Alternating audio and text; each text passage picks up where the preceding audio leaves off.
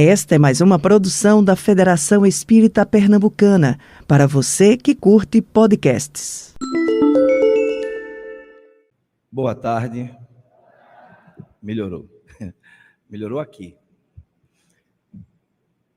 Alegria e emoção também de estar aqui na tribuna nesta tarde em especial, dia em que, para a maioria de nós, há uma celebração, uma conexão, uma busca por aqueles que já partiram, que já retornaram ao plano espiritual.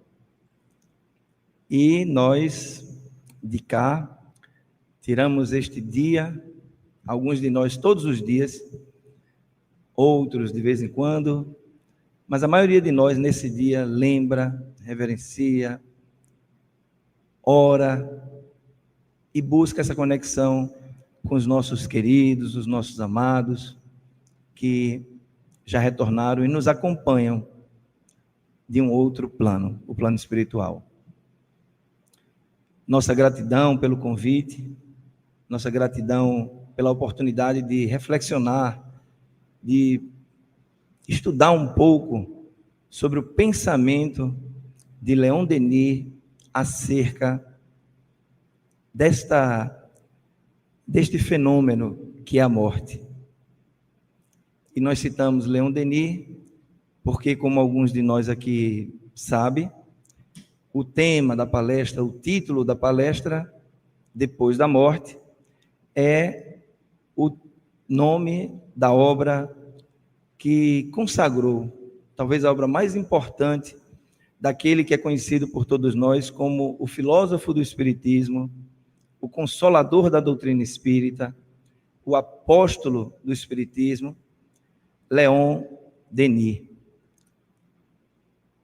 E nós temos nesta obra, na obra Depois da Morte, passagens belíssimas, esclarecimentos profundos que nos convencem, de fato, da inexistência da morte como a maioria de nós pensa. A obra Depois da Morte nasce depois de um período de uma grande guerra. Não é a grande guerra que nós vivenciamos no início do século XX, que foi a Primeira Guerra Mundial, mas uma guerra que aconteceu um pouco antes, quando o mundo assistia no continente europeu, duas grandes nações no embate pelo domínio continental. De um lado, a França de Napoleão III, sobrinho do Napoleão I, que o seu filho Napoleão II não assumiu, partiu cedo, aos 21 anos, mas Napoleão Bonaparte, o Napoleão I, deixa o seu legado e a França chega às mãos da governança de Napoleão III. Do outro lado, o reino da Prússia, que hoje nem existe mais, mas em um determinado ponto daquele século, do século XIX, final do século XIX, era maior do que a atual Alemanha. Poderíamos dizer que a Prússia hoje é a Alemanha, porque a maior parte daquele território hoje pertence à Alemanha. E já naquela época, a Alemanha tentava, através do seu ministro-presidente Otto von Bismarck, nome conhecido de alguns de nós, tentava a unificação da Prússia, tentava a união daqueles reinos, daqueles estados, em torno de uma única nação. A França, então, assistia a esse crescimento com temor, e em um determinado momento, por estratégias e jogadas políticas que não cabe, nem é adequado, e nem sou historiador para trazer com a riqueza de detalhes que mereceria uma oportunidade adequada para isso, estas duas nações entram em guerra E temos aí entre 1870 e 1871, 2 anos, praticamente, em que esses dois reinos se degladiaram, findando com a vitória da Prússia, que de forma esmagadora vence a então França. A França, essa guerra teve um número de desencarnações, vamos usar essa palavra que é mais adequada, considerado àquela época altíssimo. Cerca de 170 mil almas retornaram à pátria espiritual. Vale dizer que na Primeira Grande Guerra, de 1914 a 18, foram mais de 15 milhões. Então o número era considerado grande na época, mas com os números que se seguiram depois, via-se que foi pouco para o tamanho da empreitada.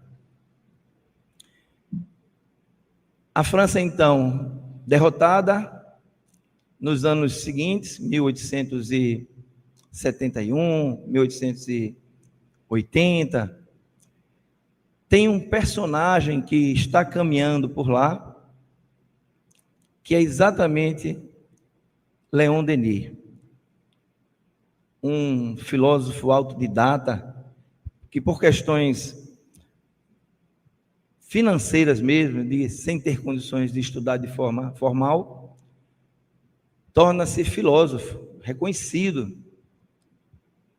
É um estudioso de várias áreas, da aritmética, das línguas, da geografia, da história, mas principalmente da filosofia.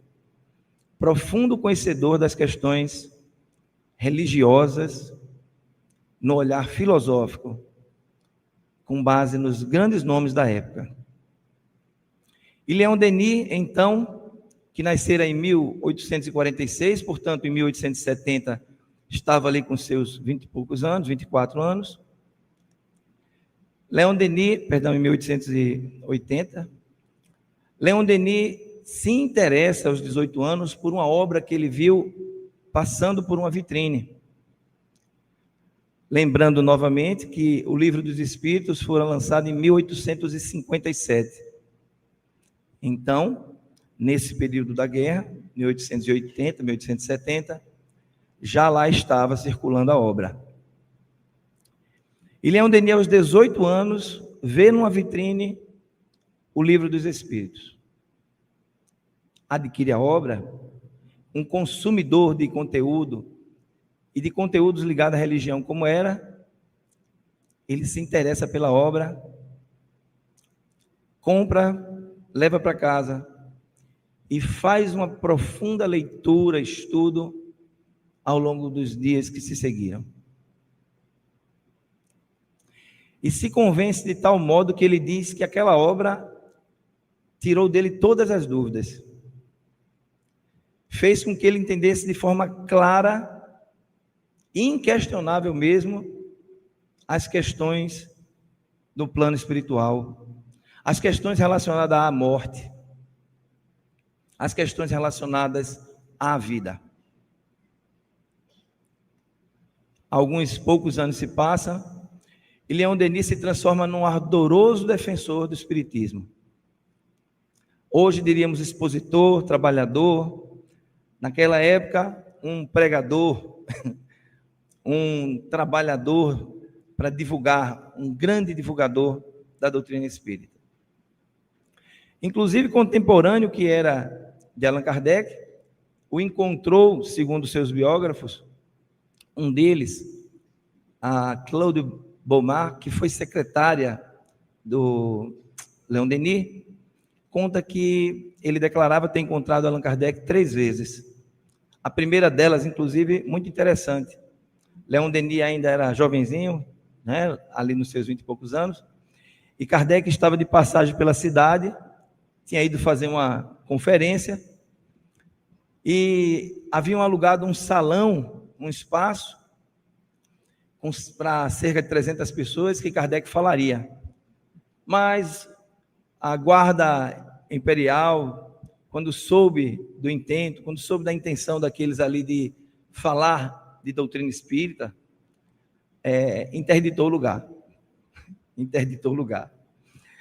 E eis que Leon Denis ficou responsável por ficar à frente da propriedade, na porta da propriedade, como placa humana, indicando para todos que chegassem aonde agora seria o evento, que foi deslocado para um outro endereço. E naquela noite os dois não se encontraram. Mas Leon Denis teve o interesse de no dia seguinte procurá-lo. E foi até o local onde ele estava hospedado, onde ele estava albergado, na casa de pessoas conhecidas. E chegando lá, nos conta os seus biógrafos, né?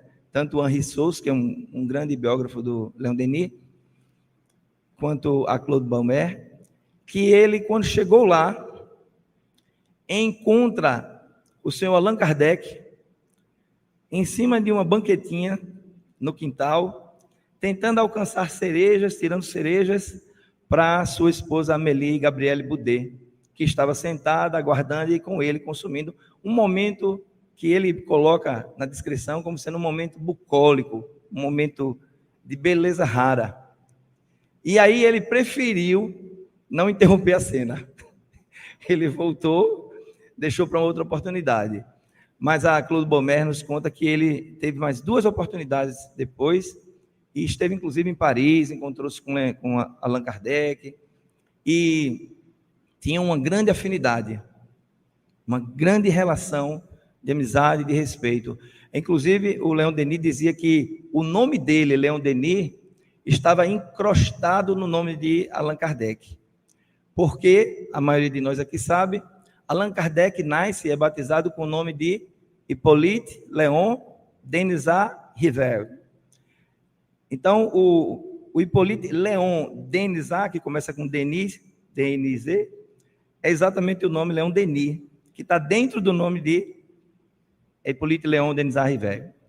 Então, ele se sentia muito conectado a Allan Kardec, se sentia muito envolvido com a doutrina espírita e mergulhou, imergiu nesse mundo, nesses estudos, produzindo nos anos seguintes 2 obras, dentre algumas perto de 15, 16 que ele publicou, publicando 2 obras extremamente consoladoras e necessárias para aquele momento, para a humanidade, principalmente para o continente europeu, que saíra, lembramos, em 1871, de uma grande guerra, não eram ainda as mundiais, mas era uma guerra continental, a Guerra Franco-Prussiana, que nós comentamos no início. As 2 obras que nós estamos falando são, em 1885, uma obra intitulada O Porquê da Vida, e em 1890, uma obra intitulada Depois da Morte, que são justamente as 2, a obra que dá título ao nosso encontro, à nossa fala de hoje. Nessas 2 obras que a FEB Editora tem, publica no Brasil, em português, naturalmente, temos aqui na nossa livraria, eu não tenho dúvida, a minha, pelo menos, eu adquiri esse formato aqui na livraria, e eu tenho O Porquê da Vida, eu tenho um exemplar de 1971, que me foi presenteado por Maria Caldas. Eu sempre falo nessa obra, eu me lembro dela e comento. Maria Caldas recebeu aqui uma doação, dentre alguns livros que chegaram, sabendo ela que eu sou um grande apreciador da leitura de Leon Denis, ela encontrou ela no meio e veio até mim. Osgley, olha o que eu recebi, uma raridade. Ainda aquela capa mais antiga, né? E eu guardo com muito carinho, além de ser um presente da nossa querida Maria Caldas, guardo também com carinho, por ser uma obra muito importante para mim e certamente para todos que tiverem a oportunidade de ler. Eu trouxe 2 trechos dessa obra, só para a gente ter ideia do conteúdo e da relação de Denis, me permitam tratar assim na intimidade, e ele me permita também. Eu trouxe 2 trechos da obra O Porquê da Vida, que Denis nos presenteia. O primeiro está na dedicatória. Só a dedicatória da obra, gente, é um bálsamo. Eu fico imaginando e ele também diz isso, que aquela obra, quando publicada numa Europa com muitos órfãos, com muitas viúvas, que os homens queriam para a guerra, né? O quanto ela foi consoladora. Se tiverem a oportunidade de ler essa obra, façam isso. Eu vou trazer aqui 2 pequenos trechos. O primeiro está na dedicatória que ele faz logo no início. É a vocês, ó meus irmãos e irmãs em humanidade, a todos vocês, a quem o fardo da vida tem curvado, que dedico estas páginas. Possa esta obra ser para os seus espíritos entristecidos aquilo que a sombra representa para o trabalhador queimado de sol. No deserto árido, a fonte límpida e refrescante se oferecendo aos olhos do viajante sedento. Já é um poema, não é? Você imagina uma pessoa que está sofrendo aquilo que a gente chama de perda, né? Perdeu um ente querido, perdeu um ente amado, e começa a ler esse prefácio, essa dedicatória, que é bem grande, bem grande. Eu trouxe só um trechinho, mas é belíssima. E aí eu trago lá do capítulo 7, intitulado O Propósito Supremo, porque Denis tem, em todas as suas obras, ele cita algo que alguns traduzem como o propósito supremo, a meta suprema, o alvo supremo, mas todos querem dizer a mesma coisa, aquilo que nós vamos atingir, que é a perfeição relativa, que é a condição de espírito puro, espírito sublimado, não é? Um dia todos nós seremos anjo, já nos diz a música. E em O Propósito Supremo, ele nos lembra uma coisa muito importante, e que vai justamente ser o primeiro tijolinho na reflexão acerca do que acontece depois da morte. Homem, meu irmão, tenha fé em seu destino, porque ele é grande. Você nasceu com faculdades inatas, aspirações infinitas, e a eternidade lhe é dada. Vê você nos céus esplêndidos, estes astros fumejantes, esses sóis que brilham, enfim, né, todo o cortejo de astros, etc. Faz um trecho longo aqui. Um dia virá em que todos esses fogos serão extintos, mas você, meu irmão, viverá para sempre. Outra mensagem de consolo para aqueles que achavam que estariam para a eternidade separados dos seus amados. É a mensagem da nossa imortalidade. E é muito forte você olhar para o sol, para a lua, para o chão que nós pisamos, nosso orbe, nosso planeta Terra, e pensar que sim, daqui a milhões, bilhões de anos, tudo isso aqui vai ser poeira cósmica, que vão naturalmente compor outros orbes que nascerão, outras estrelas que nascerão. Mas tu, meu irmão, continuarás vivendo. Um recado, uma mensagem fortíssima para que tranquilizemos os nossos corações em relação ao futuro. Mas é na obra Depois da Morte que Denis publica como resultado, e aí vale até um parênteses para a gente contar a história, né, de forma resumida dessa obra. Trazem os seus biógrafos que num Congresso Espírita Internacional de 1889, na França, em Paris, espírita e espiritualista, era um congresso misto, lembrando para todos nós e para aqueles que estejam pela primeira vez ouvindo essa diferenciação espírita e espiritualista. Então, espiritualistas somos todos que cremos na continuidade do espírito, do ser que somos. Então, cremos em alguma coisa espiritual, alguma coisa sobrevive à matéria.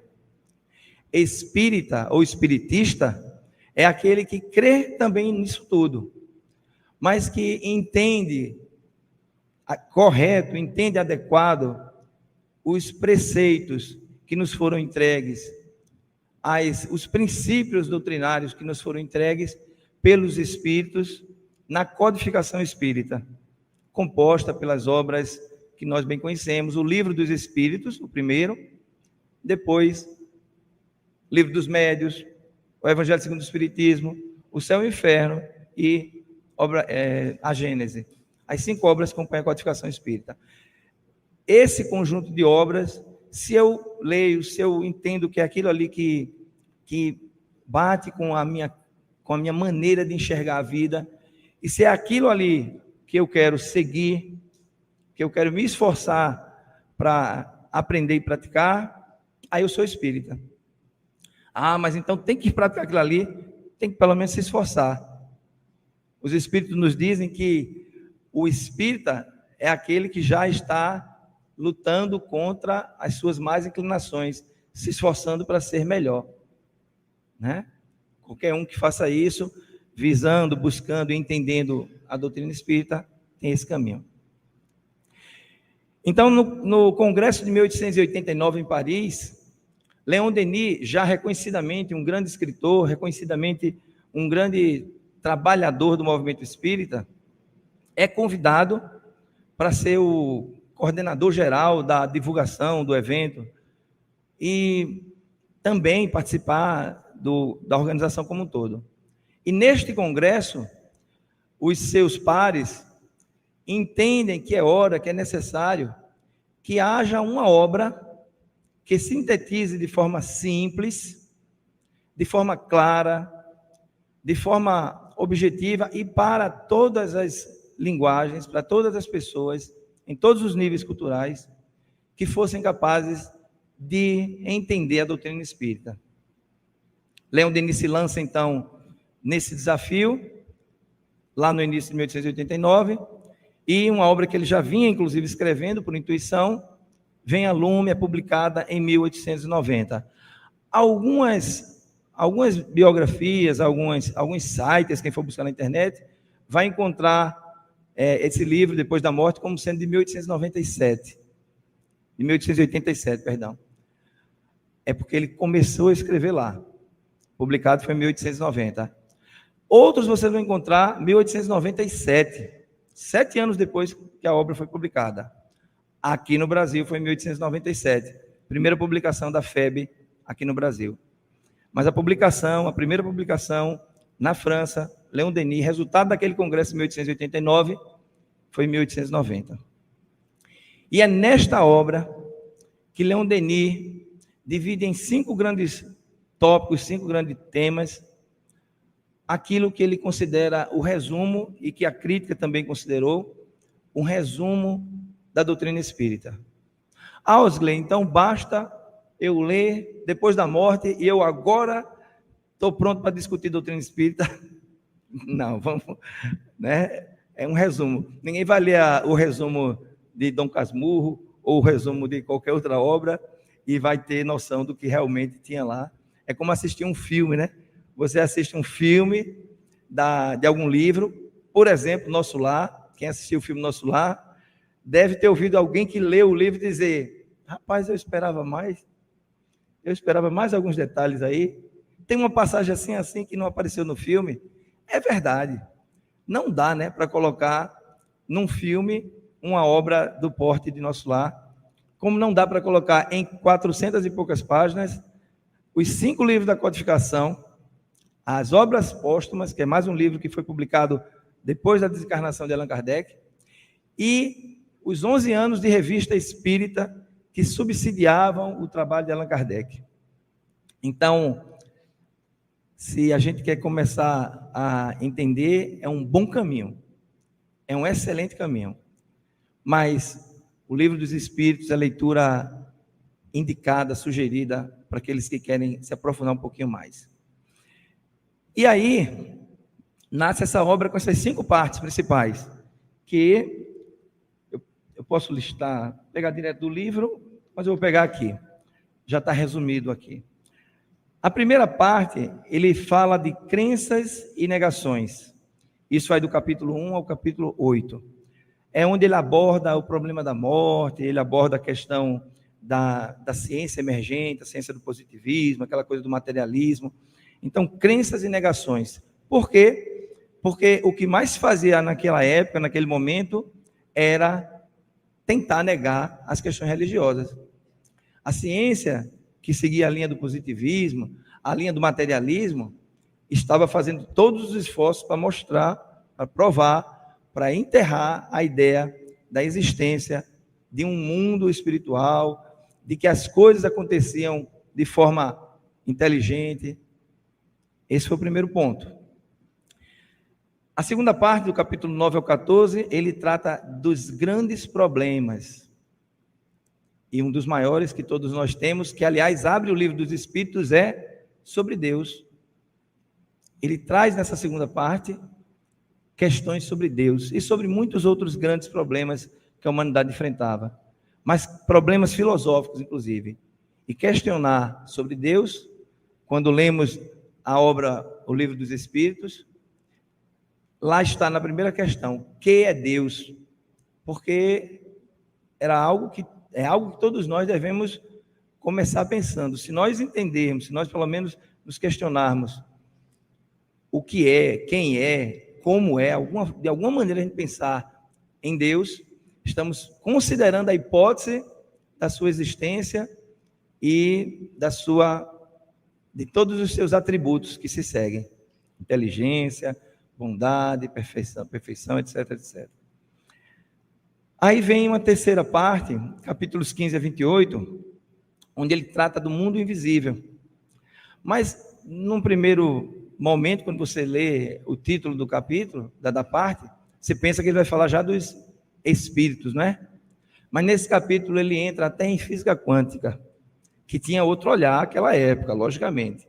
Mas ele vai até esse mundo microscópico, para além do microscópico, as influências que esses estudos causavam à época e que nos causam, né, até hoje. Até hoje nós temos essa preocupação.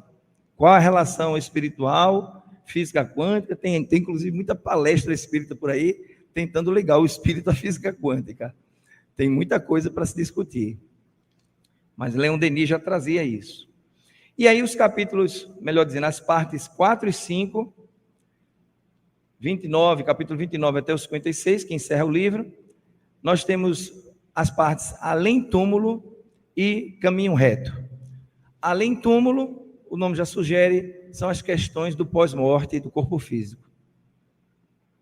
Quais as relações do mundo espiritual conosco, que em O Livro dos Espíritos é a segunda parte, que foi desdobrado como Livro dos Médiuns e que norteiam todos os estudos que os espíritas fazem, nós aqui nessa casa também, todos os espíritas fazem acerca do mundo invisível, da relação dos encarnados com os desencarnados. Mas Leon Denis coloca com o tema de além túmulo e complementa com o caminho reto, que são vários capítulos, culminando num capítulo intitulado O Amor. Não é o último, mas já lá no finalzinho, em que ele trata de como devemos caminhar, qual é o caminho que devemos fazer, ou pelo menos tentar, para chegarmos ao Pai, para chegarmos à perfeição. Isso nos lembra uma questão que está na obra O Consolador, uma obra de 1939, alguns de vocês já devem ter lido. A obra O Consolador, que é resultado de um ano de perguntas e respostas feitas no grupo Pedro Leopoldo, do grupo de médiuns e de pesquisadores, feitas a Emmanuel, e Chico Xavier psicografava as respostas. Ao final de 1939, essas perguntas e respostas foram compiladas, organizadas, e sai em 1940 a obra O Consolador, que em alguns lugares consta como sendo de 1939, e por conta disso, que ela foi escrita ao longo de 1939.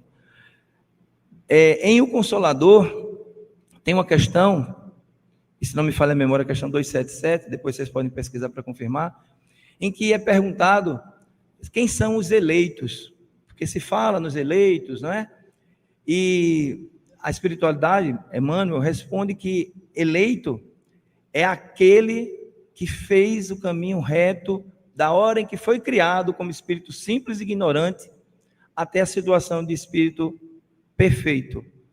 E aí, sempre que a gente fala de espírito perfeito, vale reforçar a ideia de que perfeição relativa, não é? Perfeito, perfeito mesmo, que a gente não consegue nem imaginar como é isso, é Deus. É esse ser, esse algo que nos escapa à compreensão, mas esse é perfeito. Porque se ele não fosse perfeito, ele já não era Deus. Se ele tiver qualquer defeitozinho, não pode ser o Deus que a gente imagina. Ah, ele é bom, mas ele não é tão bom. Então não é Deus. Para ser Deus, ele tem que ser bom, bondade perfeita. Tem que ser inteligente, supremo, perfeito. Enfim, todos os atributos que a gente pensar, ele tem no nível que a gente não consegue nem medir. Mas as respostas chegam e dizem isso. Respondem que os eleitos são aqueles que conseguiram fazer da sua criação até a condição de espírito puro, relativamente perfeito, um caminho reto. E o único destes, porque existem outros, que já pisou esse orbe, chama-se Jesus Cristo. Foi o único espírito que da sua criação, nos diz Emmanuel nessa resposta, até a condição de espírito puro, fez um caminho reto. Eita, Osgley, então eu que fico batendo de um lado, batendo do outro, volto, erro, tal, vai demorar, né? Não sei. A gente não deve também se aperrear, correr muito não, porque tudo tem seu tempo, né? E Jesus, à medida que você vai acertando mais, não é? Então nós devemos nos esforçar sempre, mas com a consciência de que, como uma criança que está aprendendo a andar, ela cai e não deve ser criticada e sim estimulada a se levantar e andar de novo, senão ela não vai aprender a andar. Nós, sob o olhar de Jesus, sob o olhar dos espíritos superiores, somos essas crianças, caindo, tendo oportunidades de um novo caminhar.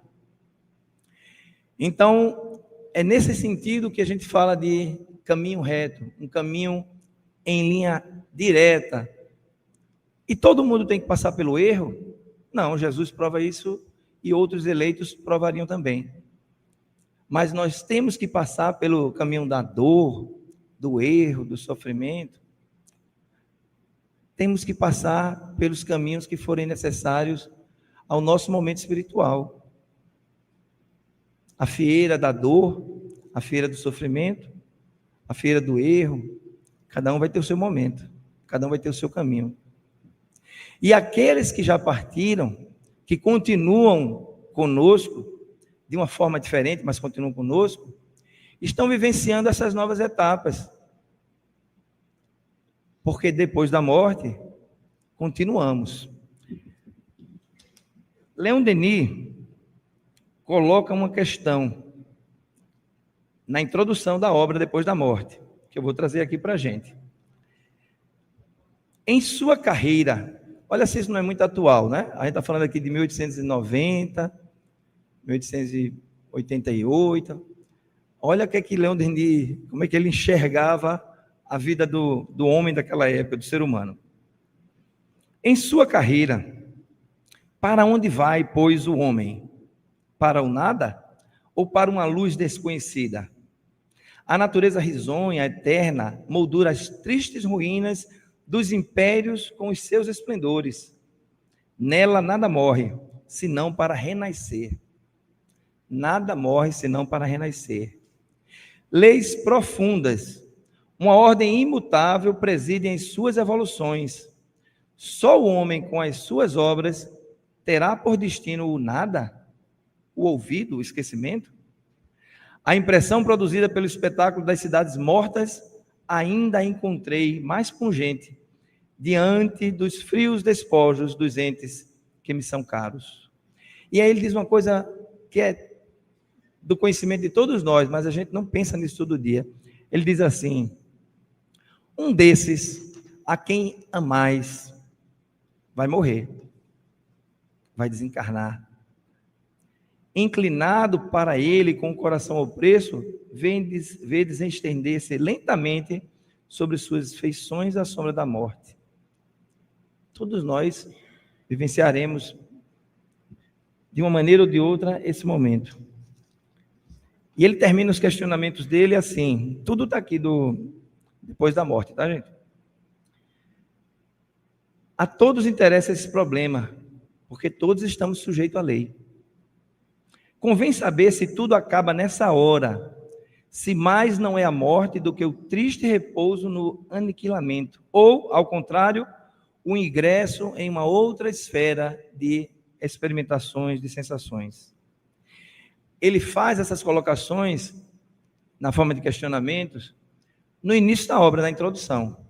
Mas lá à frente, no capítulo 10, intitulado A Vida Imortal, é a parte segunda do livro, eu falei de 5 partes, né? Ele diz assim: vimos que coisa alguma se aniquila no universo, quando a química nos ensina que nenhum átomo se perde, quando a física nos demonstra que nenhuma força se dissipa, como acreditar que esta unidade prodigiosa em que se resumem todas as potências intelectuais, que este eu consciente em que a vida se desprende das cadeias da fatalidade, possa dissolver-se ou aniquilar-se? Gente, tem uma lei de Antoine de Lavoisier, eu acho que todo mundo lembra, Lavoisier, né? A gente de vez em quando faz um Lavoisier em casa, pega aquele resto do almoço, né? De vez em quando a gente faz um Lavoisier em casa, é um prato francês aí muito conhecido. E Lavoisier diz, né, tem uma lei de Lavoisier que diz que nada se cria, nada se perde, tudo se transforma. Lavoisier estava certíssimo, certo? Nada se cria, nada se perde, nada se transforma. Inclusive, quando ele enunciou a lei, provaram que ele estava errado, que dissipavam lá faziam umas reações químicas e a massa que entrava era maior do que a que saía, partezinha se dissipava. Mas não, hoje com os equipamentos, né, que não deixam dúvidas, é provado que é assim. O que não vira massa em outra condição, vira energia, vira outra coisa, mas não desaparece, não tem como desaparecer. Isso vale para esse microfone aqui, isso vale para essas pedras aqui do chão, vale para os componentes que estão ali naquele ar-condicionado, vale para uma árvore que está lá fora. Por que Deus faria diferente conosco? Os seres inteligentes da criação, conforme nos diz a própria espiritualidade em O Livro dos Espíritos, quando se pergunta, quando Kardec coloca a questão para os espíritos, o que é o espírito? E a resposta é: os seres inteligentes da criação. Criaria Deus os seres inteligentes da criação para aniquilá-los ao final do corpo? Faz sentido isso? Não faz sentido. A energia não se dissipa, ela se transforma. Como pensar que o corpo é quem mantém a inteligência? Que nós estamos aqui porque temos o corpo. Perdido o corpo, somos aniquilados, deixamos de existir. É difícil até de a gente pensar nisso. E ele prossegue na resposta dizendo o seguinte: não só a lógica e a moral, mas também os próprios fatos, mostrando a persistência do ser consciente depois da morte, para nos provar que, além do túmulo, a alma se encontra qual ela própria se fez por seus atos e trabalhos no curso da existência terrestre. Nós somos merecedores daquilo que a nossa obra nos permite, a cada um segundo as suas obras. E por que nós, então, continuamos com medo da morte?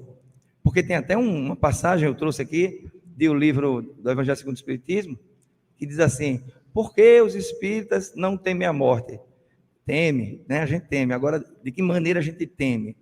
A gente teme a morte para os nossos amados, a gente teme a morte para a gente mesmo, porque existe uma lei dentre as leis divinas que nós conhecemos, e se não conhece, mas pratica, chama-se lei de conservação, lei da conservação. Lei que permite que você lute sempre para se conservar, se manter vivo. Se você tentar ficar sem respirar, aí você não consegue, seu próprio organismo lhe impede de fazer isso. Então, nós temos uma lei que, se você leva um susto, você sai correndo em direção contrária ao barulho que você ouviu. Se você sair daqui e tiver uma confusão aí na rua, você quer distância da confusão. Se for muito curioso, vai ficar escondido atrás de alguma coisa, vendo ali, ó, com medo danado de sobrar para você. Porque é a lei da sobrevivência, é a lei da conservação. Nós vemos casos aí fantásticos, impressionantes, né, de pessoas que sobrevivem a situações assim que a gente não acredita que aquela pessoa conseguiu sair dali com vida, porque perseverou. Eu li recentemente uma reportagem, um experimento, que eu esqueci agora o nome do cientista, mas que dá nome ao experimento. Um experimento que foi realizado alguns anos atrás, quando isso era mais comum ser praticado, com ratos de laboratório. Ele colocava alguns recipientes com água, como esse aqui, um pouco maior, e jogava ratos nos recipientes, certo?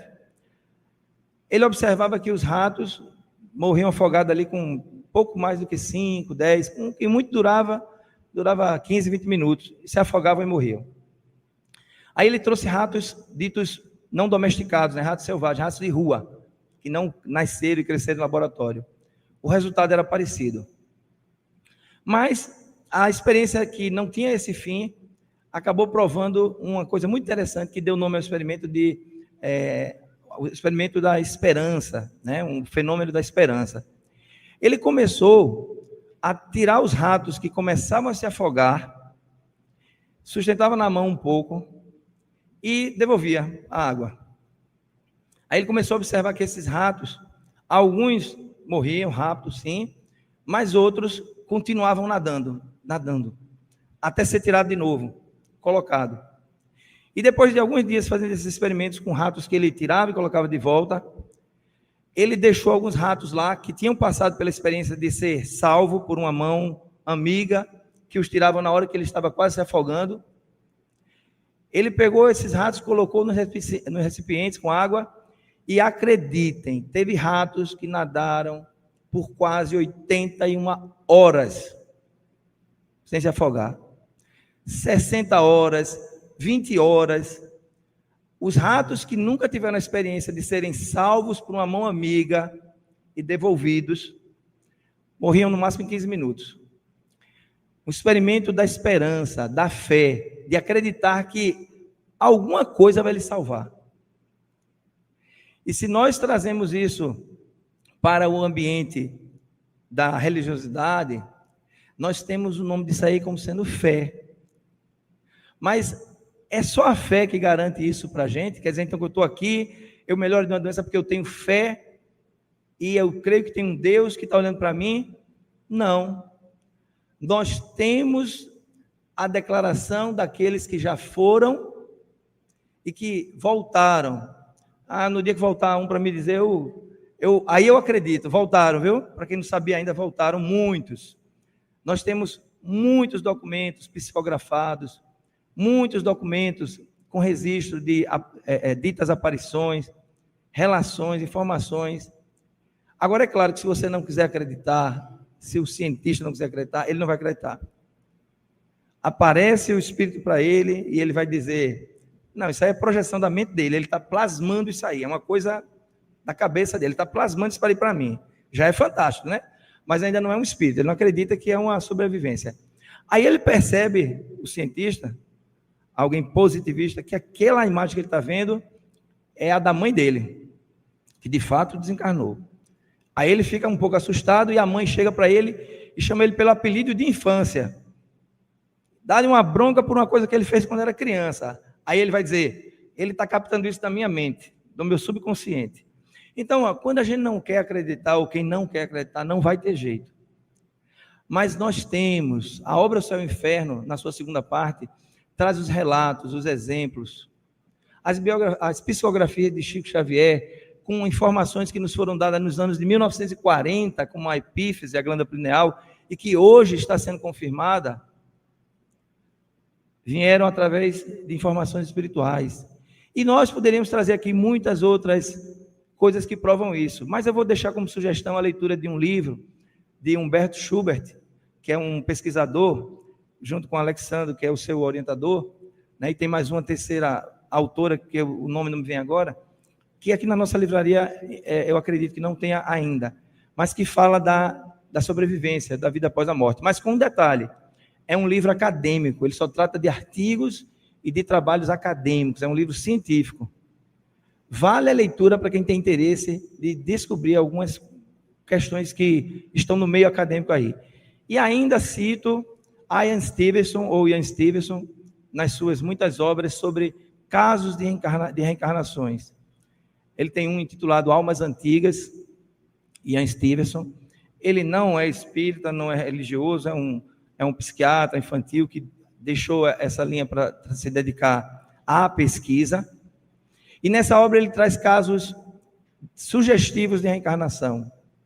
Muitas coisas assim que não caberia nessa nossa fala, nesse nosso tempo aqui, mas que dizem para a gente, depois da morte, a vida segue. Depois da morte, nos preparamos, trabalhamos, estudamos, vivemos, continuamos com as nossas atividades de uma forma diferente, mas continuamos para retornar e vivenciar novamente o corpo físico, a purga daquilo que nós temos que precisa ser limpado em nossos corpos físicos, para continuarmos evoluindo.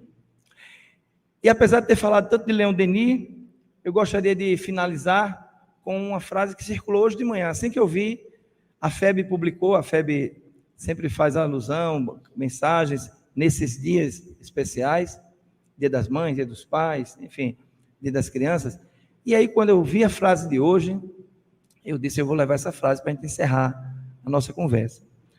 Está lá no site, no Facebook, no Instagram, de tudo da FEB, e é uma frase que Chico Xavier disse, respondendo entrevistas num programa da extinta TV Tupi, em 1971. Chico disse para a gente, inspirado pelos amigos benfeitores, a morte não destrói os laços do amor, apenas muda a forma como eles se manifestam. Muita paz, que Jesus continue conosco hoje e sempre. Obrigado. Você ouviu o podcast da Federação Espírita Pernambucana.